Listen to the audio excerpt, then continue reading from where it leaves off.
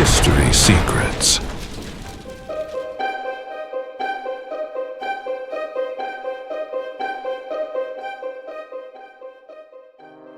In the first centuries of Christianity, the idea of the end of the world was not a distant abstraction.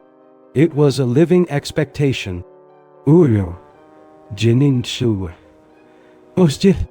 Present in the way people thought, acted, and interpreted the reality around them. But what exactly were they expecting? A cosmic collapse? An immediate judgment? Or a deeper transformation of time itself? To understand this expectation, we need to return to the context in which Christianity emerged. The first century was a period of intense tension in the Jewish world. Roman domination, social crises, and a strong hope for divine intervention. Many Jews expected a moment when God would restore justice, an event that would completely change the order of the world. This expectation was not vague. It was rooted in prophetic texts, such as those in the book of Daniel, where visions of kingdoms, judgment, and renewal appear in symbolic form, and also in apocalyptic traditions circulating in that period. These ideas formed the background of Jesus' teachings and deeply influenced the first Christians. But here, a crucial point arises. Jesus spoke about the end, but not always in the way we imagine today. In the Gospels, we find discourses that directly address this theme. In the Gospel of Matthew, chapter 24, Jesus describes signs, tribulations, and the coming of the Son of Man. But these words were not necessarily understood as something distant. For many listeners, they indicated near events, something that could happen within that generation. This perception appears even more clearly in the early Christian communities, especially in the letters attributed to Paul of Tarsus. In the first letter to the Thessalonians, chapter 4, he speaks about the coming of the Lord and the resurrection of the dead. But the most significant detail is in the tone. He includes himself among those who would still be alive at that moment, as if the event were imminent. This reveals something important. The first Christians did not see the end as a distant idea, but as a concrete and near possibility, and this deeply shaped the way they lived. This expectation of imminence generated a specific kind of mindset, a life oriented toward the present, but with attention fixed on what was to come. There was urgency, vigilance, and, in many cases, detachment from established social structures. But not everyone interpreted this expectation in the same way. Some communities emphasized immediate proximity. Others began to face an inevitable issue. Time passed, and the end did not arrive. This created tension, doubts, and the need to reinterpret the received words. Something there needed to be reconsidered. This tension appears clearly in later texts. In the second letter of Peter, chapter 3, we find a direct response to this issue. There it is stated that for God, a day is like 1,000 years, and 1,000 years like a day. This statement is not only theological, it is an attempt to resolve a concrete problem, the apparent delay of the end. This introduces a significant change in how time is understood. What was once perceived as immediate becomes understood as indeterminate, and that alters the entire structure of Christian expectation. But this was not the only response. Other traditions began to reinterpret the very meaning of the end. Instead of a purely future event, Some began to understand the end as something that had already begun, a transformation in progress, a new reality inaugurated with the life and message of Jesus. This idea appears, for example, in passages from the Gospel of Luke, chapter 17, verse 21, where it is stated that the kingdom of God is among you. This suggests that the end is not only destruction, but also revelation, a transformation of perception, a new way of understanding reality. And this opens a new layer of interpretation, the end as inner transformation, and not only as an external event. But this was not the only current present in that period. There were also texts and traditions outside the canon that offered different visions. In the Shepherd of Hermas, for example, we find a more gradual approach. The emphasis is on moral preparation, on spiritual construction, and on the idea that judgment is related to the state of the soul. In the Didache, we see an expectation of the end, but accompanied by a practical guidance for community life. This indicates that even with an eschatological expectation, there was concern for stability, for continuity, for organization. In other words, the end did not cancel present life. It shaped it. And this reveals an important complexity. The first Christians did not have a single vision of the end of the world, but a set of interpretations that evolved over time. If we move beyond the first decades, we see that the expectation of the end does not disappear, but begins to transform from something immediate to something interpreted, reflected upon, in some cases, reorganized within a new theological structure. One of the factors that drove this change was the historical experience of the Christian communities themselves. Time continued to pass.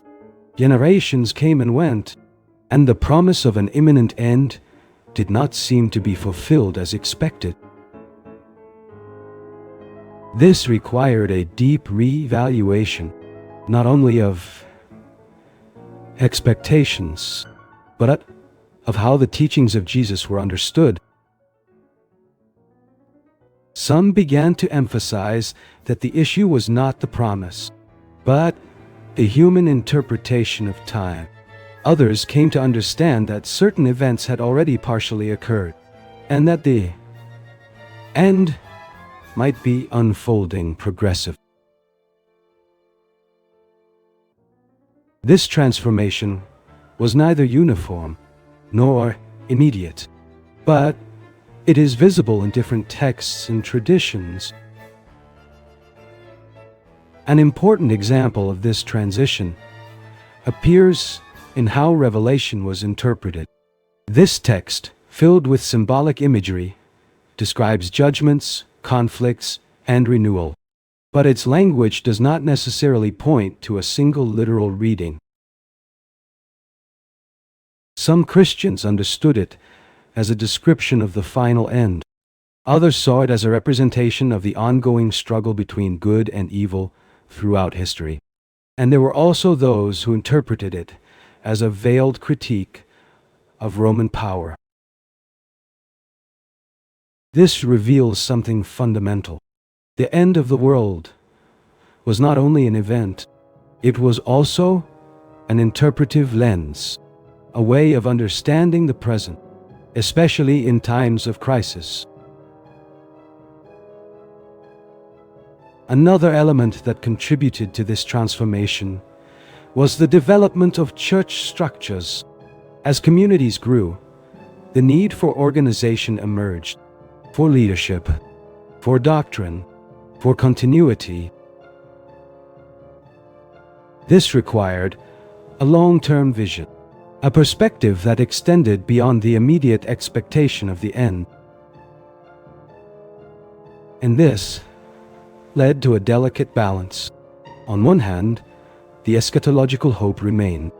On the other, everyday life had to continue. This tension deeply shaped early Christianity and influenced how the end began to be taught, no longer necessarily as something immediate, but as a future certainty without a defined timeline. But this was not the only direction that emerged. In some currents, especially those influenced by more mystical traditions, the end began to be understood in an even more interior way. Not as the collapse of the external world, but as the overcoming of a way of perceiving reality, a kind of awakening, where the old way of seeing dissolves and a new understanding emerges. This reading appears in some texts associated with Gnostic traditions, where the emphasis is on the liberation of consciousness, and not necessarily on a visible cosmic event. But it is important to remain cautious. These interpretations coexisted with more traditional ones, and were not always accepted by the same communities. This reinforces the idea of diversity, of multiple voices trying to understand the same phenomenon. If we observe this process as a whole, a pattern emerges. The expectation of the end does not disappear, but it adapts, shifts, redefines itself, and in many cases deepens. From an event expected at any moment, to a reality involving time, transformation, and interpretation. And perhaps this leads us to an essential question. What did the end of the world really mean for the first Christians? The end of history? A definitive divine intervention? Or the beginning of something entirely new? If we go even deeper into this question, we perceive that the end of the world, in the early centuries, was not understood only as destruction. In many cases, it was seen as revelation, an unveiling, a moment when what was hidden would become visible. And this completely changes the meaning of the word end. The very term used in many ancient texts is closer to the idea of fulfillment or completion. That is, not the disappearance of the world, but its revelation. Something that was already underway, but not yet fully perceived. This idea appears implicitly in various passages, especially those that speak of the manifestation of the kingdom of God. In the Gospel of Mark, chapter 1, verse 15, we find the declaration that the time is fulfilled and the kingdom of God is near. This nearness is not only temporal, it is existential, something that can be experienced, something that has already begun, but has not yet been fully realized. And this creates a fundamental tension between the already and the not yet. This tension becomes one of the central elements of early Christian theology. On one hand, it is believed that something decisive has already occurred with the life and message of Jesus. On the other, a future culmination is still expected, a complete manifestation of that reality. This means that for many Christians, the end was not just a final point, but a process, something unfolding over time and involving both the world and the individual. But not all texts approach this question in the same way.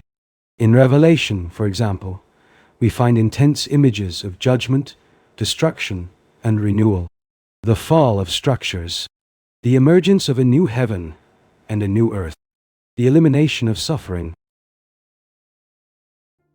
These images can be interpreted as future events, but also as symbols of deep transformation, a rupture with what is unjust, and the establishment of a new order.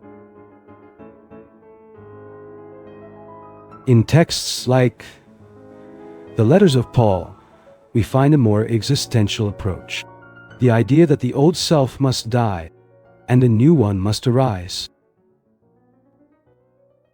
This suggests that the end can also be understood at a personal level, as an inner transformation. Something there would not make sense if it were only a distant event, because its implications are immediate. They affect how one lives, thinks, acts. This multiplicity of interpretations reveals something important. The first Christians were not simply waiting for an event to. They were trying to understand the meaning of history itself, the meaning of time, the purpose of existence, and the place of the human being within that process. The end of the world, in this context, becomes an interpretive key, a way of organizing reality, of giving meaning to suffering, of justifying hope, and of guiding life. But there is one final detail that cannot be ignored. Even with all these variations, there is a constant element, the expectation of transformation. Something must change. Something must be revealed. Something must be restored. And this expectation runs through all currents, even if in different ways. Perhaps that is why this theme has remained so present throughout history, because it does not speak only of an ending, it speaks of a deep desire for justice, for meaning, for renewal. And perhaps, in the end, the most important question is not when the world will end, but what that end means within human experience. Whether it points to destruction or to transformation, and to what extent that expectation still shapes how we understand reality today. This was just one of the many enigmas that have crossed the centuries. Around the world, there are lost cities, indecipherable manuscripts, and historical events that still challenge our understanding.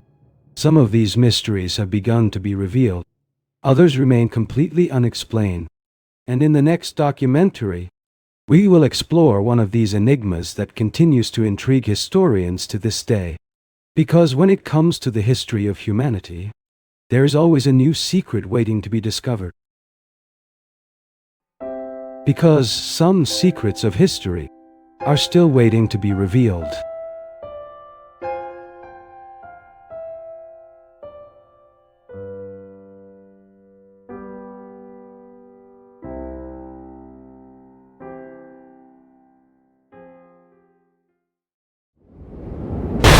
History Secrets.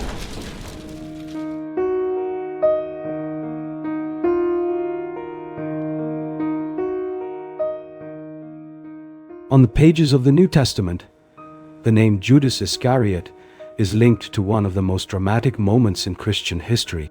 He is remembered as the disciple who handed Jesus over to the authorities, the man whose betrayal opened the way for the arrest that would precede the crucifixion. But over the centuries, a question has emerged that continues to intrigue scholars and readers. What if the story of Judas is not as simple as it seems? There is an ancient manuscript that presents a completely different perspective, a text known as the Gospel of Judas. This document preserves an unexpected dialogue between Jesus and the disciple whom Christian tradition associated with betrayal. According to this ancient text, Judas may not have been just a traitor. He may have played a much more complex role, perhaps even a necessary one within a greater plan. This possibility raises a question that spans centuries of debate. Was Judas Iscariot truly the villain of the story? Or was his figure interpreted differently in ancient traditions that are little known today? To understand this mystery, we need to return to the very setting in which the story began. 1st century Judea. To understand the figure of Judas Iscariot, we must first observe the historical environment in which the events of the New Testament took place. In the 1st century, the region of Judea lived under the rule of the Roman Empire. The Roman presence was maintained through military governors, heavy taxation, and constant political tension. Many groups within Jewish society awaited the arrival of a Messiah, a leader sent by God who would restore Israel and free the people from foreign domination. In this context appears Jesus of Nazareth, an itinerant preacher who traveled through villages and cities, announcing the arrival of the kingdom of God. According to the Gospels of the New Testament, Jesus gathered around him a group of 12 disciples. Among them was Judas Iscariot. The canonical Gospels describe Judas as the one responsible for handing Jesus over to the religious authorities of Jerusalem. Matthew, chapter 26, verses 14 and 15, recounts that Judas went to the chief priests. He asked how much he would receive for handing Jesus over. According to the text, the agreed amount was 30 pieces of silver. This detail would become one of the most well-known symbols associated with the figure of Judas. But the biblical narrative also raises questions that remain open. Why would a disciple who followed Jesus for so long make such a drastic decision? Was it only greed? Or were there more complex motivations behind this episode? To explore these possibilities, we need to look beyond the well-known Gospels and also consider ancient texts that circulated among the early Christian communities. Among them, a manuscript that remained lost for centuries, the Gospel of Judas. For many centuries, the Gospel of Judas was known only through references made by early Christian writers. One of the most important was Irenaeus of Lyon. Around the 2nd century, Irenaeus wrote against various groups he considered heretical. Among those texts, he mentioned a gospel that presented Judas in a very different way from the dominant tradition. According to Irenaeus, this document was part of a set of writings associated with currents of early Christianity known as Gnostic. For a long time, it was believed that this gospel had completely disappeared. But at the end of the 20th century, a surprising discovery occurred. In the 1970s, an ancient manuscript was found in Egypt. This codex, written in the Coptic language, contained several ancient religious texts. Among them was the Gospel of Judas. After a long process of restoration translation, the document began to be studied by specialists in the history of early Christianity. The manuscript is usually dated between the 3rd and 4th centuries, but many scholars believe that the original text may have been written much earlier, perhaps around the 2nd century. This discovery brought back a fascinating question. How exactly does this gospel describe Judas Iscariot? And why is its version of the story so different from the narrative found in the Gospels of the New Testament. When researchers began to carefully analyze the Gospel of Judas, they noticed that the text presents a very unusual dialogue between Jesus and his disciples. In this manuscript, several disciples appear confused by the teachings of Jesus. They do not fully understand the spiritual meaning of his words. But there is a surprising exception. Judas Iscariot. According to the Gospel of Judas, he would be the only disciple capable of understanding certain hidden teachings. At a certain moment, the text describes Jesus calling Judas for a private conversation. In this dialogue, Jesus reveals profound aspects about the spiritual nature of the world. The manuscript presents a view influenced by currents of Gnostic thought. Within this tradition, the material world was often seen as imperfect or illusory. The true reality would exist in the spiritual realm. According to this interpretation, Jesus would have come into the world to reveal a spiritual knowledge capable of liberating human soul. This knowledge was called gnosis, or inner knowledge. Within this context, the role of Judas takes on an unexpected meaning. Instead of a traitor driven by greed, he appears as someone who understands a difficult mission, a mission that the other disciples cannot accept. In one of the most discussed passages of the Gospel of Judas, Jesus says something that completely changes the traditional interpretation of the story. He states that Judas will have a special role among the disciples. According to the text, Judas would be the one who hands over the human body of Jesus. This phrase has been analyzed with great attention by scholars. Within the Gnostic view presented in the manuscript, the physical body of Jesus would not represent his true essence. The true identity of Christ would be connected to the spiritual world. In this context, handing over the body could mean releasing the spirit. If this interpretation is correct, the act of Judas would no longer be only an act of betrayal. It could be seen as part of a broader spiritual plan, an action necessary for the final events of Jesus' life to be fulfilled. This idea completely transforms the traditional image of Judas from a traitor to someone who consciously participates in a process that would lead to the fulfillment of Jesus' mission.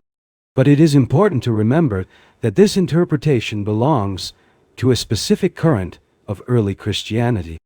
It does not correspond to the narrative preserved in the canonical Gospels. To understand this difference, we need to observe how the early leaders of the Church reacted to texts such as the Gospel of Judas. In the early centuries of Christianity, various communities interpreted the teachings of Jesus in different ways. Some of these communities produced texts that are now known as apocryphal Gospels. These writings presented dialogues, teachings, and narratives that did not always align with the Gospels that would later be considered canonical. As Christianity expanded, religious leaders began to establish criteria to define which texts would be recognized as authoritative within the tradition of the Church. This process led to the formation of the canon of the New Testament. During this period, many writings were rejected or considered incompatible with the doctrine that was being consolidated. Among them were several texts associated with Gnostic thought. The Gospel of Judas appears exactly in this context. Christian writers, such as Irenaeus of Lyon, argued that this gospel distorted the message transmitted by the apostles. According to them, the idea that Judas acted on Jesus' instruction contradicted the tradition preserved in the earliest Christian communities. For this reason, texts like the Gospel of Judas were not included in the collection of books that would form the New Testament, but despite being rejected as doctrinal authority, these documents remain extremely valuable for historians. They reveal the diversity of interpretations that existed in the early centuries of Christianity. When we analyze the Gospel of Judas alongside the Gospels of the New Testament, we perceive that they represent very different views of the same historical figure. In the canonical Gospels, Judas Iscariot is portrayed as the disciple who betrayed Jesus. Matthew, chapter 26, verses 47 to 50, describes the moment when Judas arrives at the garden accompanied by guards. He identifies Jesus with a kiss. This gesture would become one of the most well-known symbols of betrayal in Christian tradition. In the other Gospels, similar elements also appear. The act of Judas is presented as the beginning of the sequence of events that would lead to the trial and crucifixion. In contrast, in the Gospel of Judas, the scenario is completely different. The text does not describe Judas as someone driven by greed. Instead, he appears as a disciple who receives special teachings from Jesus. According to this narrative, Judas understands something that the other disciples fail to perceive: the true spiritual nature of Jesus' mission. This difference reveals a fascinating aspect of the history of early Christianity. During the first centuries, there were communities that interpreted the figure of Judas in very different ways. For some traditions, he was the traitor. For others, he may have been the only disciple who fully understood the spiritual plan revealed by Jesus.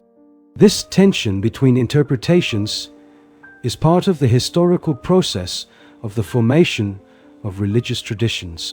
When modern scholars analyze the Gospel of Judas, they seek to understand not only the content of the text, but also the historical context in which it emerged. Most researchers believe that the Gospel was written by a community linked to Gnostic currents of early Christianity. These groups developed spiritual interpretations quite different from those that became dominant within the Church. For many Gnostic traditions, inner spiritual knowledge was the central element of salvation. That knowledge would reveal the true divine origin of the human soul. Within this view, Jesus often appears as a teacher who transmits secret teachings to disciples capable of understanding them. In this context, the figure of Judas takes on a very specific symbolic meaning. He would represent the disciple who receives a deeper revelation, the one who understands something that remains hidden from the others. For this reason, some scholars interpret the Gospel of Judas as a work that seeks to redefine the image of Judas within a particular spiritual tradition, not necessarily as a historical account of events, but as a theological reflection constructed within a specific community. This perspective helps explain why the text presents such a different view from the narrative preserved in the canonical Gospels. Perhaps the most fascinating aspect of the Gospel of Judas is precisely the way it forces us to reconsider ancient questions. Who was Judas Iscariot, really? Was he only the disciple who betrayed his master for money? Or did his figure become, over time, a symbol constructed within different theological narrative? The texts of the New Testament present a clear answer within the Christian tradition that became established. Judas appears as the one who handed Jesus over, and this action triggered the events that would lead to the crucifixion. On the other hand, the Gospel of Judas presents a radically different reading. In this text, Judas would be the disciple who understood a deep spiritual secret. He would have played a necessary role for the mission of Jesus to be completed. These two interpretations coexist within the vast panorama of the history of early Christianity. They reflect theological debates that took place during the first centuries, debates that helped shape the traditions we know today. Perhaps the figure of Judas remains so intriguing precisely because it stands at the center of one of the most decisive moments of the Christian narrative. Between loyalty and betrayal, between interpretation and history, between silence and mystery, Many civilizations flourished before ours. Some dominated vast territories. Others disappeared, almost without leaving traces. What remains are clues scattered through time, silent monuments, fragmented manuscripts, stories passed down through generations. Each discovery brings us a little closer to the truth. But history still holds many secrets. Because some secrets of history are still waiting to be revealed.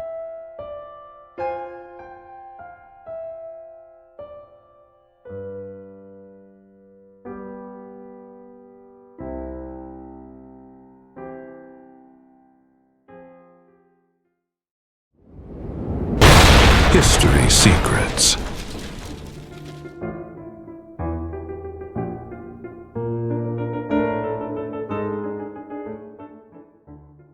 Among the accounts of Jesus' life preserved in the Gospels of the New Testament, there is a period that remains almost completely silent. The texts narrate his birth. They describe episodes of his childhood, and they present a singular moment that occurred when he was about 12 years old. Luke, chapter 2, verses 41 to 50, recounts that Jesus accompanied his parents to Jerusalem during the Passover feast. When the caravan began to return home, Mary and Joseph realized that he was not among the relatives. After searching for him for 3 days, they found Jesus in the temple. He was conversing with the teachers of the law. Everyone was amazed at his understanding and at the questions he asked. After this episode, the Gospel of Luke adds only a brief sentence. Luke, chapter 2, verse 52 states that Jesus grew in wisdom, stature, and grace before God and men. And then the biblical narrative jumps directly to the beginning of his public ministry, when he was about 30 years old. This long interval of nearly 2 decades came to be known by many scholars as the silent years or the lost years of Jesus. What happened during that period? Why do the Gospels record virtually no details of those years? To understand this mystery, we first need to observe how the Gospels were written. To understand why there is this long silence about the life of Jesus between the ages of 12 and 30, it is important to observe the main purpose of the Gospels. The authors of these texts were not trying to write complete biographies in the modern sense. The main focus was to present the spiritual meaning of the life, death, and resurrection of Jesus. For this reason, the Gospels dedicate most of their narrative to the final years of his public life. The teachings, the miracles, the conflicts with religious authorities, and the events that would lead to the crucifixion. Within this context, many details of Jesus' daily life were simply not recorded. This does not mean that those years did not exist. It only indicates that the authors of the Gospels did not consider it necessary to describe them in detail. Even so, some clues appear in the biblical texts themselves. For example, the Gospel of Mark mentions Jesus being called a carpenter. Mark, chapter 6, verse 3, records the reaction of the people of Nazareth. They ask, "Is this not the carpenter, the son of Mary?" This detail suggests that Jesus likely worked in Joseph's profession for many years, living a common life in the small village of Nazareth. But, throughout history, several hypotheses have emerged about this poorly documented period. Some of these ideas appear in ancient traditions and apocryphal texts. Over the centuries, the silence of the Gospels about this period aroused great curiosity. Some ancient traditions began to imagine what might have happened during those years. Certain apocryphal texts attempted to fill this gap with narratives about the youth of Jesus. These writings describe episodes that would have taken place in Nazareth during his adolescence. But there are also much broader traditions that suggest something different. The possibility that Jesus may have traveled to other regions during part of those years. One of the most well-known theories suggests that Jesus may have had contact with spiritual traditions outside of Judea. Some authors of the 19th century proposed the hypothesis that he may have traveled to regions of India or Tibet. According to these theories, Jesus would have studied Eastern spiritual teachings before returning to Palestine. These ideas gained popularity in certain modern spiritual circles. But it is important to note that there is no solid historical evidence to confirm these journeys. Most historians consider these narratives to be later speculations. Even so, they show how the mystery of the silent years continued to stimulate the imagination of many people. Another hypothesis discussed by some scholars is related to daily life itself in Nazareth. During the first century, Nazareth was a small village in the region of Galilee. Archaeologists estimate that the population probably did not exceed a few hundred inhabitants. It was a simple, rural, and relatively isolated environment.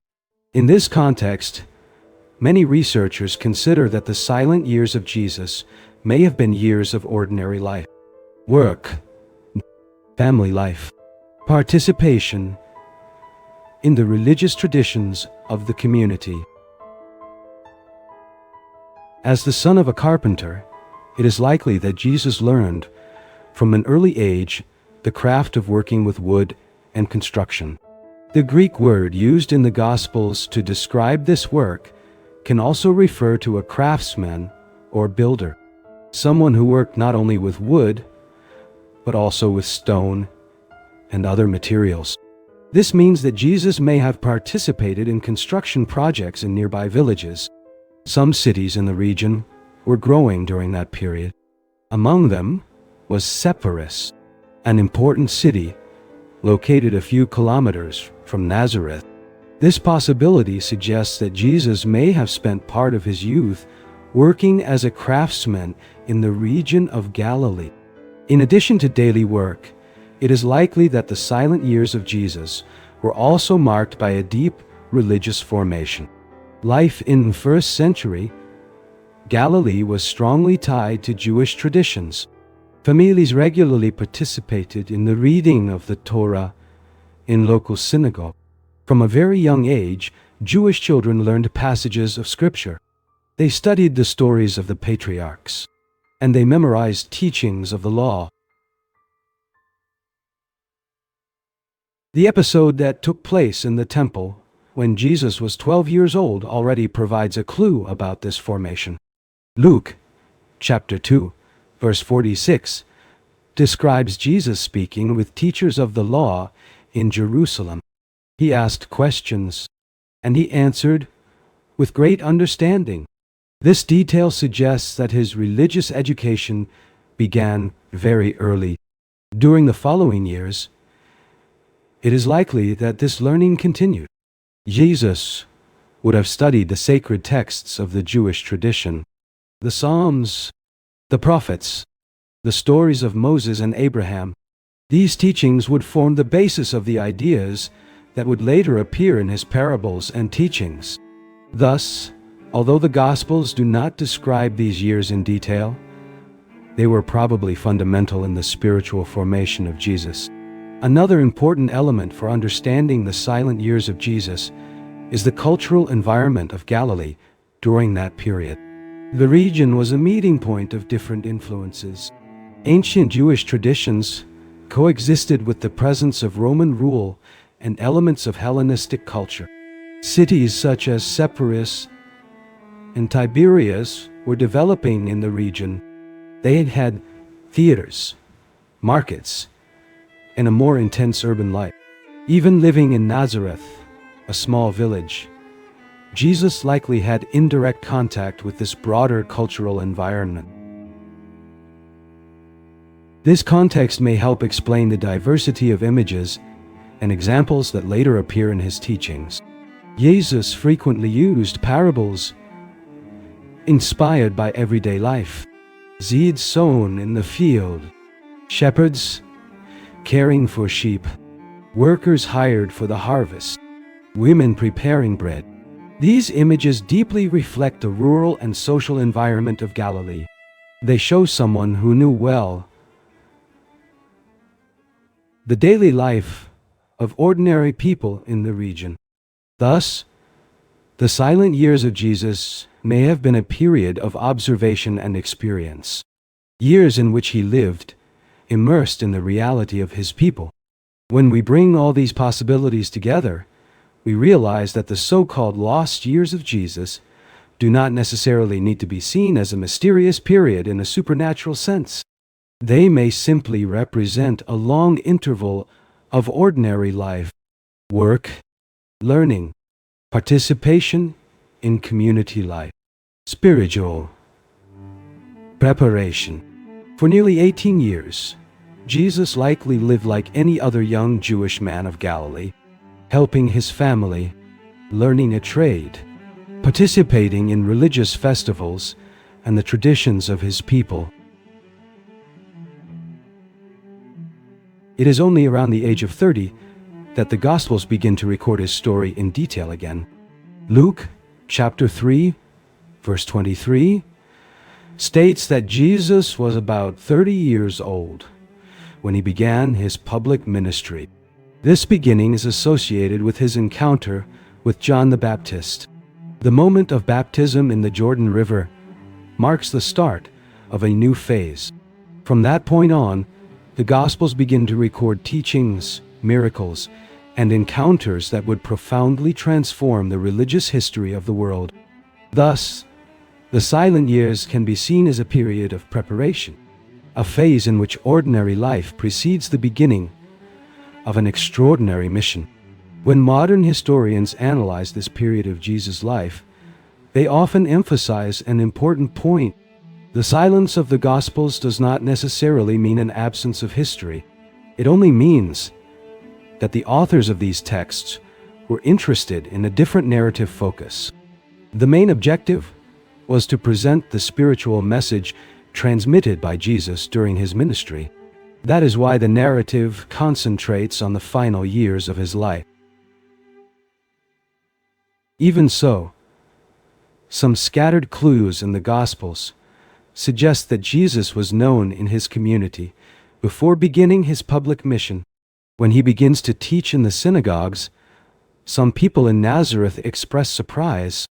Mark, chapter 6, verse 2, records the reaction of those who hear him. They ask where this wisdom, these miracles come from. Then they say, "Is this not the carpenter?" This comment indicates that Jesus was seen as an ordinary person within the community, someone whose daily life was known by the inhabitants of the village.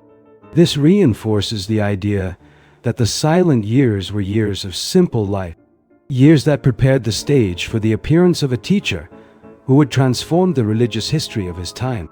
When we observe the set of historical and religious traditions, we realize that the years between the childhood and the beginning of Jesus' ministry remain one of the most silent periods in the entire gospel narrative. The texts of the New Testament preserve only a few indications. We know that Jesus grew up in Nazareth, that he learned a trade, that he participated in the religious life of his community, and that he developed a deep familiarity with the Jewish scriptures. These elements suggest a spiritual and human formation that developed over many years. Perhaps the most significant aspect of this silence is precisely the contrast it creates. For nearly 2 decades, the life of Jesus remains outside the center of the narrative. But when he finally appears publicly, his teachings quickly attract the attention of crowds soon. His words provoke reflection. His actions awaken admiration and also opposition. Thus, the silent years can be seen as a period of invisible preparation, a phase in which an ordinary life precedes a mission that would profoundly shape the religious history of humanity. And perhaps it is precisely this contrast that makes this period so fascinating for scholars and readers to this day. The search to understand the past has always been part of the human journey. We explore ruins, decipher ancient inscriptions, and investigate forgotten accounts. Each discovery expands our understanding of the civilizations that came before us, but it also reveals new questions. Questions that continue to drive our curiosity, because history is not just a record of the past, it is a continuous path of discovery. Because some secrets of history are still waiting to be revealed.